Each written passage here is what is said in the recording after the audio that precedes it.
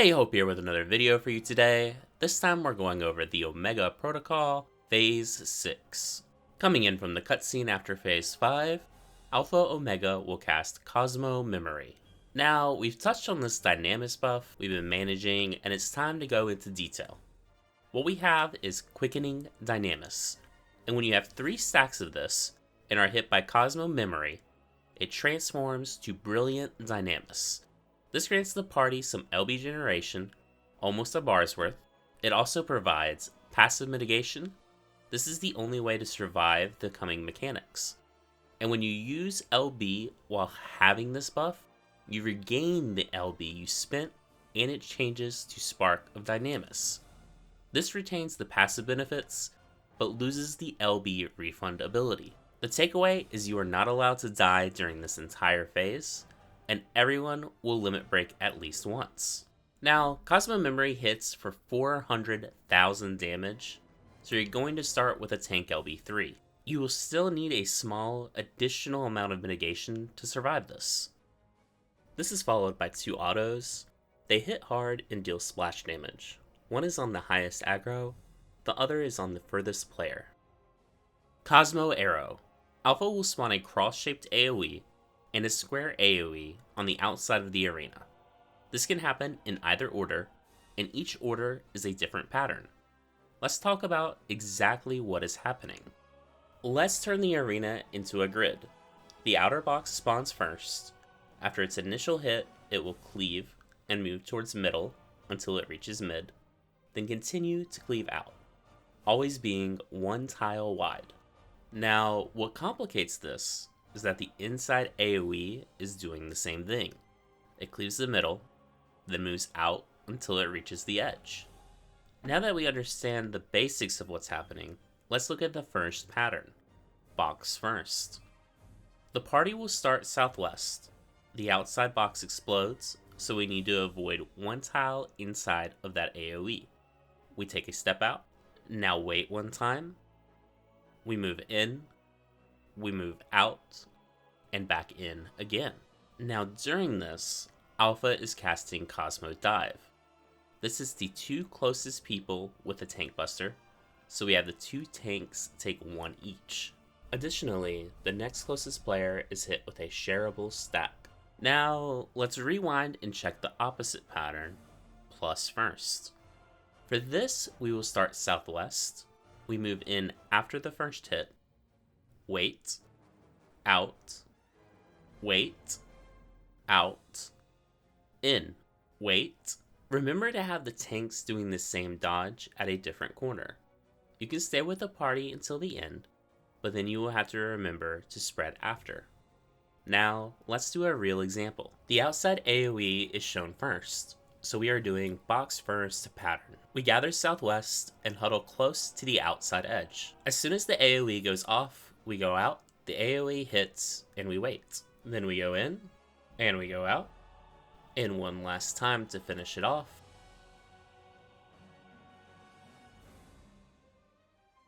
And Cosmo Dive hits.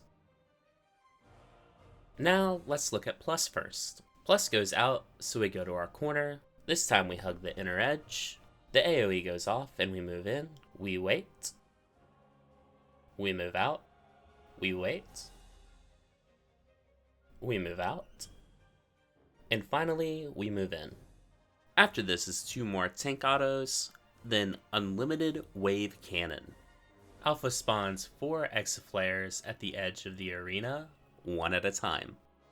These will explode in a large AoE, then move forward and explode again, repeating until they exit the arena. As they start to explode, the party will begin to drop puddles, 6 in total.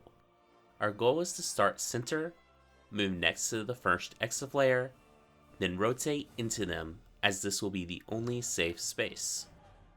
To resolve, we follow these steps. First, stack center. Identify the first Exaflare to spawn, then aim your camera 1 waymark away from the first Exaflare. We will drop the puddles edge to edge, pausing between each. The third puddle will be outside the boss's hitbox, and you will rotate towards the Exaflare. continuing to drop edge to edge. After the 6th puddle, you will move into your Protean position for Wave Cannon. But first, let's look at a real example. First we stack middle, then we identify the exaflare. Now we turn our camera to be one waymark past the first exaflare. Move towards the edge of the arena. Rotate into the AoE. After the 6th puddle, we move to our spread position. Now for Wave Cannon. Wave Cannon targets 4 random players with a line AoE that applies a magic vulnerability debuff, then selects the 4 remaining players. This is very simple. We spread to our clock spots and wait for both sets to go out. This is followed by a shared line AoE on a random player. The first 2 players that are hit take significant more damage, so you need to have the tanks in front. We stack west here, but in Party Finder you will likely see everyone stacked south. What's important is that you have a predetermined spot and stick to it. Moving on, we have 2 more tank autos. Then Alpha cast Cosmo Arrow again. The AoEs work the same way as the first time, but he will end it with Wave Cannon instead, the mechanic we just did. So we need to end spread out. If your Protean was a cardinal, you rotate clockwise to dodge at the intercardinal. The important parts to remember here is that if you are on a cardinal for your Protean, your dodge is slightly different near the end. The first Protean from Wave Cannon happens on the 6th step of the dodge, and the second on the 7th. If your Protean is an intercardinal position, you can do the exact same dodge from the beginning of the phase.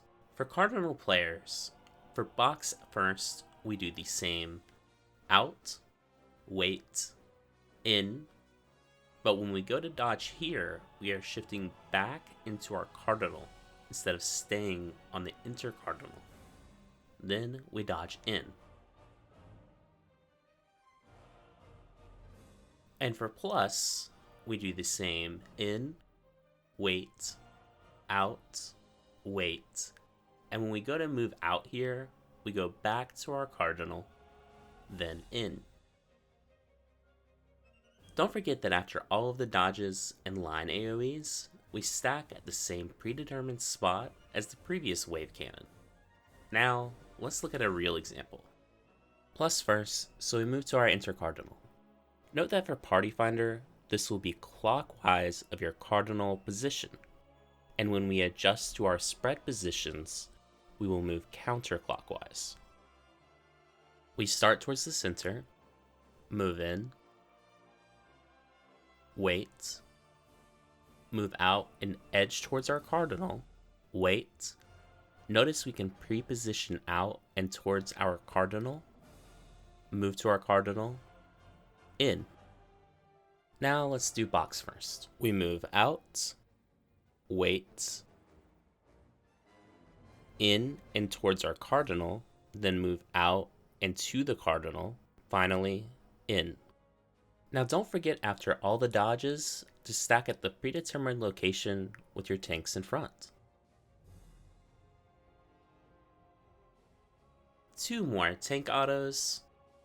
Now we have unlimited Wave Cannon, but we are going to have Cosmo Dive after. Start out the same way, and at the end of the dodges, the party moves into Alpha's hitbox, the tanks spread left and right, and Cosmo Dive goes off. During this time, both melee will need to use their limit break 3s. There's not a lot of time, so get them off quickly.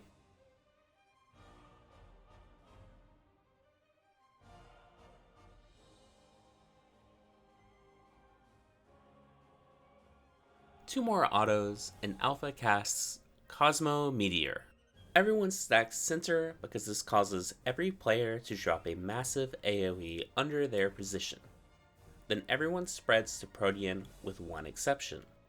The physical range DPS will take north, and the north tank will take the DPS position. This is because Cosmo Meteor also summons a Cosmo Meteor at north and south, Additionally, 6 Cosmo Comets will spawn equally in a circle around Alpha's hitbox. We will kill these with limit breaks. First, the caster will use theirs. This kills all Cosmo Comets and damages the Cosmo Meteors. Next, we use the physical ranged limit break to finish off the Cosmo Comets. During this, 4 random players will be hit with small Cosmo Meteor AoEs. This damages and gives magic vulnerability up. Then, the remaining 4 players are hit. This repeats, hitting every player twice in total. As the physical range limit break is going off, 3 random players are marked with flare. Additionally, 1 random non-flare player will have a stat go off at the same time as the flares. Because the physical ranged will be unable to move due to casting limit break, we will need to adjust to them. 1 flare will always go east and 1 west. The remaining flare will go south if the physical range did not get one, and if the physical range DPS got one, they are already north. Consequently, the party will either be at north with the physical ranged player if they did not get flare, and south if they did get flare. Let's see a real example. We stack mid during the cast, then move to our spread positions. The meteors appear, and LB goes off. We move into the center to heal. Note that only 1 healer can stand directly center for heals. As an alternative, you can have both healers move slightly in if you spread like this. Ranged limit break goes off as soon as possible. We notice that the range did get a flare, so we are stacking south. The 2 remaining players will be east and west, and that's all for this mechanic. This time there are no tank autos. Next is a magic number. This is a heavy hitting raid wide that requires tank limit break 3. Additionally, it applies the magic number debuff. This needs to be cleansed by healer limit break 3 as it kills players it expires on. You can wait for the magic number debuff to visually appear on the party list before using the limit break. This will repeat, and Alpha will cast a very slow enrage, run Dynamis. There is room for 1 more final melee limit break before the enrage finishes. And that's all I have for you. If you liked the video, be sure to subscribe. This is an absolutely exhilarating fight that I love, and I'll be putting together a master video soon. See you then.